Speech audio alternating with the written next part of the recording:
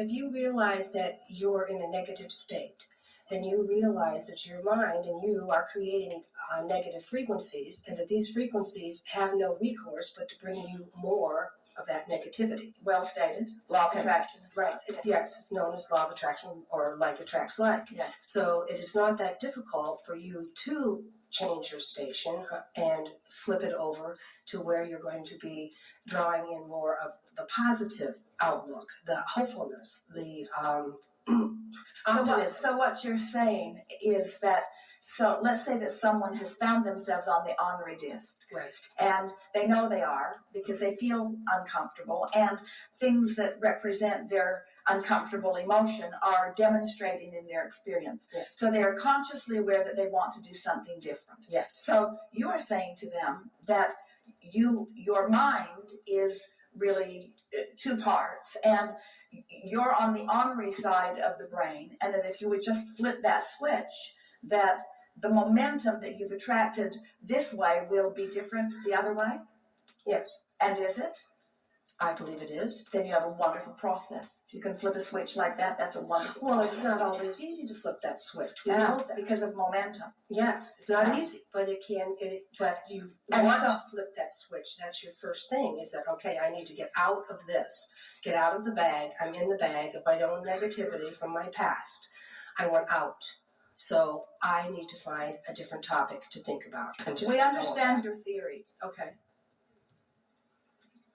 But you don't think that it's a good way to approach this to tell people? We think anything that works for you is something wonderful to do. Okay. But the idea of momentum, if you've been focused with your mind, whether it has 2 parts or 20, if you've been focused with your mind, and your mind has you, and you have accomplished through your focus a vibrational frequency that therefore is attracting other thoughts to that mind, Right. then distraction from that thought is a good remedy.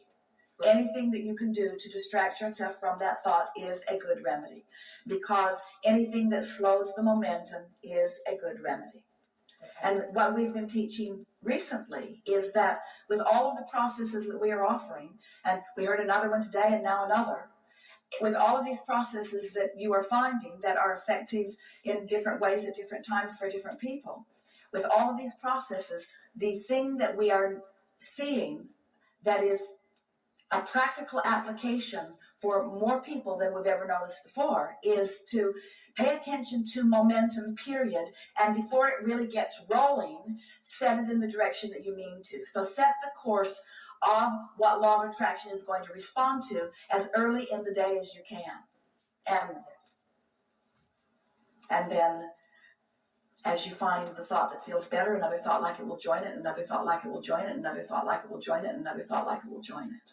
In other words, we are appreciating what you're offering here, and we want to say that we are trying to simplify rather than complicate. We are trying to get you to focus more about the emotion and less about the thought. We want you to focus more on the way you feel and less about the outcome. And so we are moving from the tangible into the vibration rather than from the vibration into the tangible. And this conversation is sort of taking it a little bit to a place that we have moved from. Okay, but a lot of people aren't here.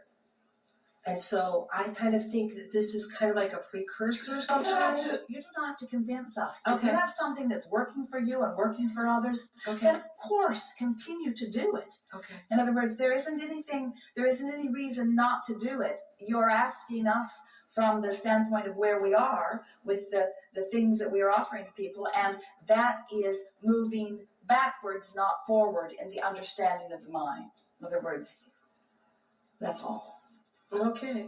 No, I think understanding it in a way that, because our ego wants to have a hold of things, it wants to see things, it wants to know that there's proof behind this. And so by offering this, the way that the mind produces frequencies is actually a kind of like something people can actually visualize a little bit better, Excellent. see better. Excellent. Okay, you got me off this subject. Okay. Another thing that I've We done. put you in a position of efforting for it. Okay. And so as you're efforting for it, we're getting nowhere. It's like a sort of tug of war. Okay. And so did the introduction of the two parts of the mind simplify it for you or complicate it for you? It does? All right. Okay, I'll have to revamp by Thursday.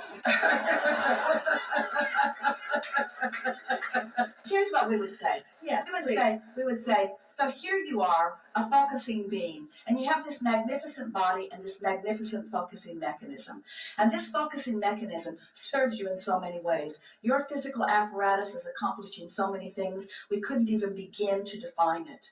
No one really understands what's going on in the physical body. It is that magnificent. It is a product of evolution and inspiration. It has been divinely inspired, and we stand at this place of culmination. It is truly a wonderful thing. And we are all focusing here in these physical bodies, and this magnificent brain or mind is the way we focus. The reason that we stand as deliberate creators of our own experience, or at least as creators of our own experience, is because we are vibrational beings who live in a vibrational universe.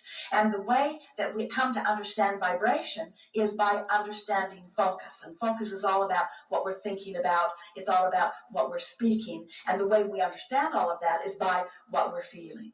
So we're all rather complicated beings, and we're all living in worlds, different people walking down the same street, having different experiences. So it gets me to thinking, you can say, that there must be something that is understandable about why people can live in the same environments or even be born in the same families and have such different life experiences. And it makes me realize that we are all individually powerful, that we are all individually creators of our own experience. And so I like exploring the mind and thinking about that. I've come to understand, you can say to them, that as we focus, we offer a vibration that is answered by law of attraction. Now that's a big bite for people to take in the beginning. If they're not ready to understand vibration, we get what you're talking about. But we would just say, I've come to understand that the way I feel is a really good indicator of what I've been creating. That if I can get a handle on the emotion that I'm chronically feeling and make a logical matchup or association between what I've been feeling and then what comes to me, that it's really useful information. It's not as useful after the fact, oh, now I knew why that went that way, as it is beforehand, but it takes some of all of that. So I've been practicing for a while, paying attention to the thoughts that I'm thinking and how they feel and how they play out. And I've just come to show myself that not only am I the creator of my own experience, because I think and therefore I vibrate and therefore I attract, but I can be the deliberate creator of my own experience. So then I had to try to figure out, how do I know when I'm on the right track? These people say go this way. These people say go this way. My mother said this. My father said this. I was sort of lost in the possibilities of what I could do. And I've been looking for some sort of guidance, something that would help me understand that I'm on the right track. And I came across an understanding, and I've proven it to myself. I've come to understand that there is a source within me who is really rooting for me, who has my back. And when I think thoughts that are in alignment with what source feels about me or what source feels about anything, I can feel the power of that energy flowing through me. I can feel a leverage that I didn't know that I had, a leverage that I've been squandering much of my life because I've been depriving myself of it, because I've been lackadaisical in my thought or focused in ways that were not beneficial to me or maybe even to others. So I came to realize that I come from source energy, and that source energy is still offering a very strong vibrational current. And when I stumble on or deliberately focus upon a match up to that current, I can feel it coming into place. It's just like plugging in to that high-powered electricity, and I can feel this energy flowing through me, and there's a feeling of clarity and well-being and love that is almost indefinable. It's just something that I feel and I know, I recognize it. I know when I'm doing it, and I've come to know when I'm not doing it. And so I just came to recognize that I like clarity way more than confusion. And I like happy way more than sad. And I like a feeling of love way more than a feeling of disdain. I like appreciating. I like optimism more than pessimism. And so I just started paying attention to the way I feel. And I began to discover that I can control the way I feel by focusing my thoughts, because the source within me, I've shown myself, is always in a place of pure positive energy, love, and power. So I don't really know how I do it, because my mind is an amazing thing. It keeps my blood pumping all night long, and I don't know how that happens either.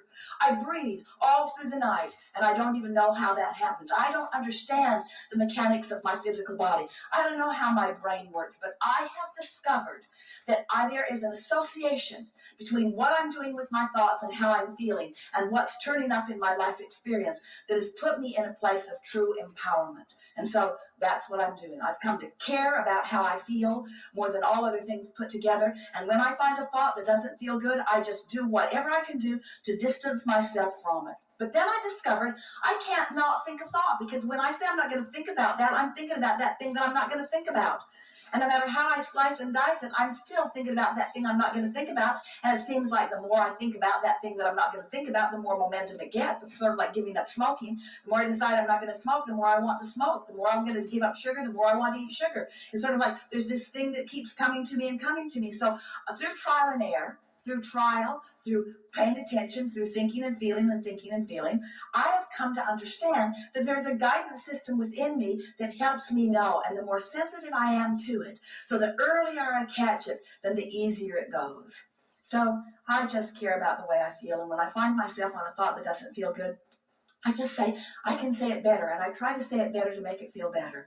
And sometimes I get it, and sometimes I don't. But I've discovered that if I do it first thing in the morning, I can say it better every time. And if I can get that momentum off where it feels good, I have discovered that I can get in lockstep with Source, and that Source energy will walk through the day with me all day, every day, giving me insight and clarity about everything I'm thinking about, everyone I'm talking with. I find myself inspired to the right words at the right time. Everything in my world is better now that I am no longer walking around by myself, but walking in vibrational harmony with Source, with the guidance that comes forth from within me. I think I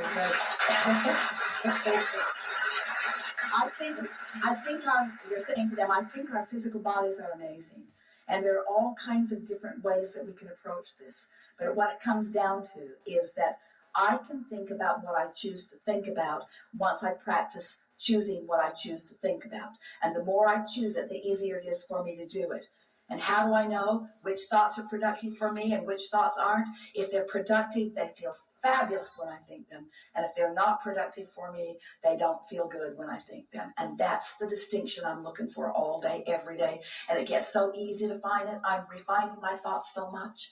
And when I get on a track that feels good, and I stay there long enough to allow law of attraction to bring momentum to it, the details, the precision, the delight that this universe has to offer me, not just the trip of a lifetime, or not just the relationship I've been looking for, or not finally I'm living in my dream home. It's that all day, every moment is as full as it can possibly be of all that surprises and delights me.